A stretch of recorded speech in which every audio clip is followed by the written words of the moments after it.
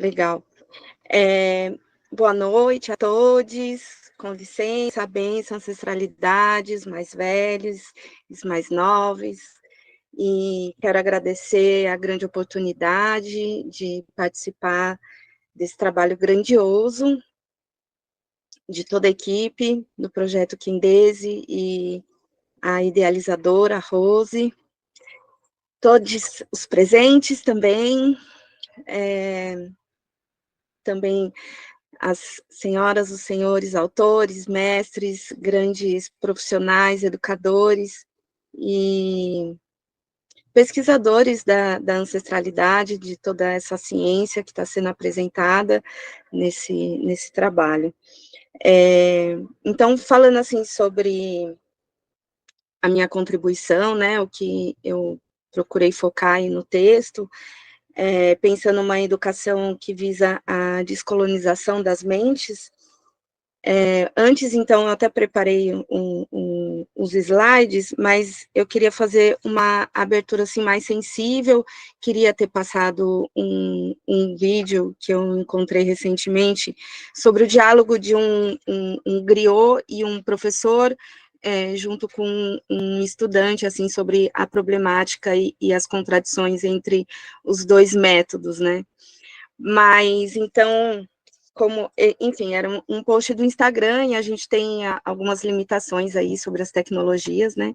Então, eu preferi falar um pouco sobre esse campo sensível que é descolonizar as mentes, né? E a responsabilidade de nós, educadores, ou de uma educação descolonizadora, contracolonial, antirracista, né? Que parte, antes de mais nada, de uma abertura de consciência das mentes e dos corpos, né? Até uma consciência corporal que ela só pode ser feita através do sensível. Por isso, no início do texto, eu trago uma meditação, uma sugestão de imersão, né, de concentração e respiração, porque a sala de aula geralmente se encontra num espaço-tempo muito agitado, de muita pressa, pouco tempo para trabalhar os conteúdos, né, e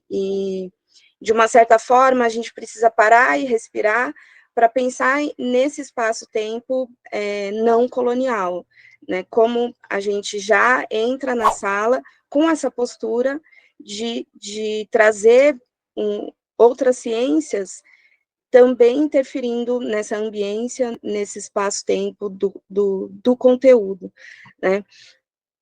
Enfim, então, despertar uma cosmopercepção através dessas dos valores civilizacionais, né, que eu vou colocar aí nos slides, mas dialogando muito com o que todos aí já falaram, então vou tentar não ser redundante. Eu queria aqui mostrar dois livros que, como a gente tem pouco tempo, eu não vou conseguir fazer a leitura, né? Mas então, sobre a cosmopercepção, o Antônio Bispo dos Santos, né, ele fala sobre a cosmofobia, né, que a modernidade ela tem essa dificuldade de aceitar o cosmos, né, como centro, e não o antropocentrismo, né, que o ser humano não está no centro, ele só faz parte, né, e esse, o herói com rosto africano, aqui, que fala sobre o poder do mito, né, o poder dos mitos africanos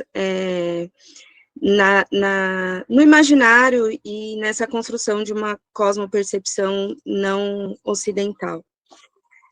E aí, vou pedir agora, pode ser?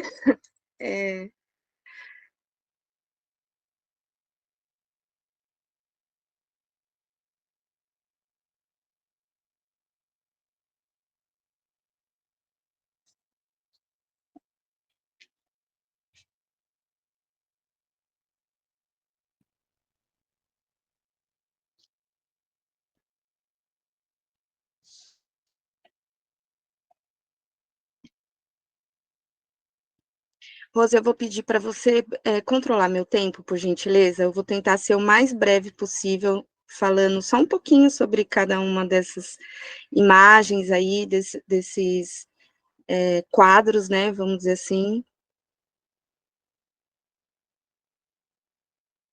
Certo? Podemos?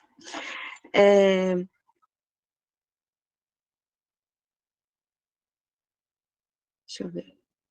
Acho que tem que dar Ó, eu vou um. deixar o microfone aberto aqui só para eu te responder, mas é porque eu não vejo, né? Aí eu não tenho como responder com o Ah, corpo. tá bom. Mas tá, Certo. tá tudo certo aqui, ó. Pode ir. E aí eu vou começar a contar agora. Legal. Então, o nome do texto aí, Sankofar, um verbo anticolonial.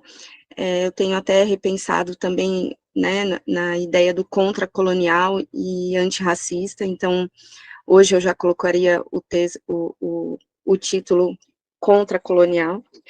E o futuro é ancestral e material, né? Uma frase do Ailton Krenak, que ele diz o futuro é ancestral, e eu coloco acrescento, né, os valores da materialidade, que são as sociedades, segundo Diop, as sociedades matriarcais, né, estão ao sul global. Então, considerando povos originários aqui do continente americano, que mais para frente eu vou explicar e chamar de Abiyala, né, segundo os povos originários aqui estão coletivamente assumindo essa denominação para o continente. Então, chamando a atenção também que eu procuro trazer as similitudes dos valores civilizacionais dos povos originários africanos e de Abiyala. Então, falando de potências pedagógicas, né, eu gosto muito de trabalhar com imagens, com símbolos, a força da estética e da arte como potência pedagógica. Então, eu trouxe aqui essas imagens dos templos no reino de Kush, né, um dos primeiros das grandes civilizações ali do Alto Rio Nilo, e também uma arte marajoara, né, essa tradição. E aí a gente vê aí das primeiras civilizações de ambos os continentes, o quanto a arte tem essa potência pedagógica no sentido, enfim, a gente pode trabalhar só observando essas imagens, tanto matemática do ponto de vista geográfico, geométrico, né, a geometria ancestral, o poder dos símbolos e a mitologia associada e imprimida nesses gráficos, nesses grafismos. Pode passar.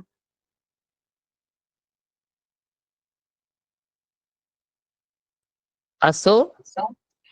Agora, então, a ideia de se falar, né, enfatizar o Sankofa como um verbo que é possível de se flexionar, né, na nossa vivência em todos os tempos, e como eu usei no título, mas aparentemente hoje em dia largamente conhecido pela população afrodescendente, né, como um grande símbolo da diáspora e da importância de se fortalecer os laços da ancestralidade e de todo o conhecimento que o continente produziu e produz até hoje, né? E sempre colocando aí também, como eu estou falando de grafismo, de símbolos, né, aqui grafismos é artesanato guarani, e também moitará, os grafismos, e aí já são do continente Abiyala. Pode passar.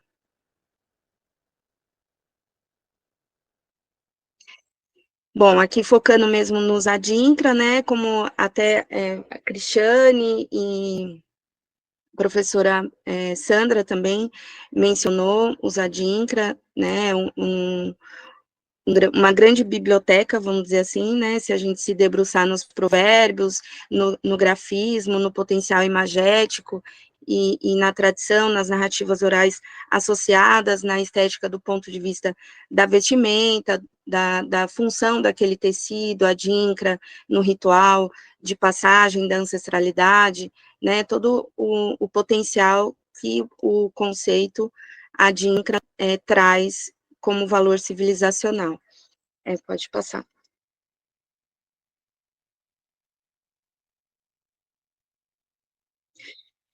Bom, aqui é um reforço teórico, assim, com relação à Lei 11.645, né, que ela é uma alteração da 10.639, que, por sua vez, altera a LDB, né, então não dá mais para se falar em Lei 10.639 sem falar na 11.645, que soma, né, as características culturais e históricas dos povos originários aqui de Abya-Yala, no contexto do ensino básico brasileiro, e que a gente luta também que seja currículo básico no ensino superior também, né? Pode passar.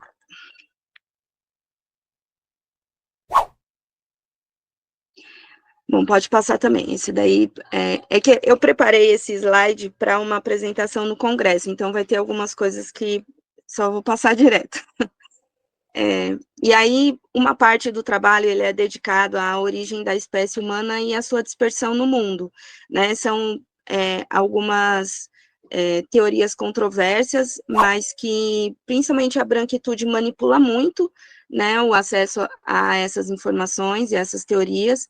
Então, eu gosto de enfatizar em todas as minhas intervenções enquanto geógrafa, né, porque eu sou mestra em educação, mas a minha graduação inicial é a geografia, e hoje o doutorado também na geografia segue esse caminho investigativo, né?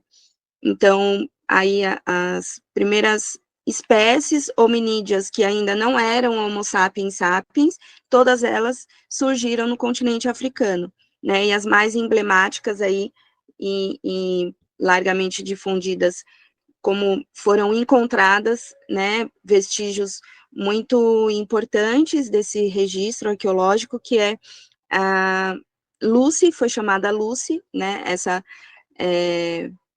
chamada mulher arcaica da espécie Homo habilis. Pode passar. No continente africano sempre, né, enfatizando. Homo erectus, que já é uma outra espécie hominídea, com outras características, mas que também surge no continente africano. Essas teorias dizem que foi o primeiro, a primeira espécie a sair do continente africano, né, a realizar uma diáspora, e que alcançou o norte, especificamente ali na região ao sul da Europa, né, com registros do chamado homem de Neandertal, né, então foram encontrados vestígios dessa tecnologia, que seria o homem da pedra lascada, vamos dizer assim, né, com instrumentos básicos de coletor e caçador. E uma importante característica nessas pesquisas é que foi comprovado que não existiu contato genético de DNA entre a espécie Homo sapiens sapiens e esse Homo erectus, que é o chamado homem de Neandertal, né? Enfim, para alguns detalhes a gente segue em outro momento, e aí vamos passar. Iris, você tem 2 minutinhos. Então tá. Então, bom, esse trecho aí, só de estar passando os slides, já está demorando um pouquinho, né? Então, vou passar um pouquinho mais, não precisa mais passar, porque senão vou perder esse tempo, mas chegando no continente africano, nessa diáspora, como ela se dá em todo o planeta, alcançando o continente Abya-Yala, e conectando dessa forma esses valores civilizacionais que podem ser encontrados, similitudes entre os povos originários africanos e os povos originários de Abya-Yala, né, do ponto de vista, principalmente como Diop considera o matriarcado como um elo que, por sua vez, traz como princípio a ancestralidade, a corporalidade, a circularidade, enfim, os rituais partindo da ancestralidade, que, por sua vez, traz a primogenitura, a senioridade, né, as artes como sagrado, toda essa forma de organização social em que não existe uma prática que não esteja submetida à mitologia, à ancestralidade, né, trazendo até mesmo uma noção supostamente profana dentro de uma narrativa mítica que o envolve também, né, por sua vez, dentro dessa noção sagrada de que é a cosmopercepção, né, todas as práticas humanas associadas como se fosse uma mandala da vida, né, não existe nada desintegrado, né, o ser humano não está desintegrado da natureza, nem das gerações, né, todas as gerações são interligadas, por isso existe essa conexão do mais velho com o mais novo, no caso, todas essas civilizações trazem a noção do ancião como um elo da educação, né, que permeia junto com as crianças esse mundo imaginário, né, que associa o sagrado com o mito, com o conto, com a ludicidade, né, e aí construindo o imaginário das crianças dentro dessa cosmopercepção também. Acho que é isso, ocupei meus 2 minutos.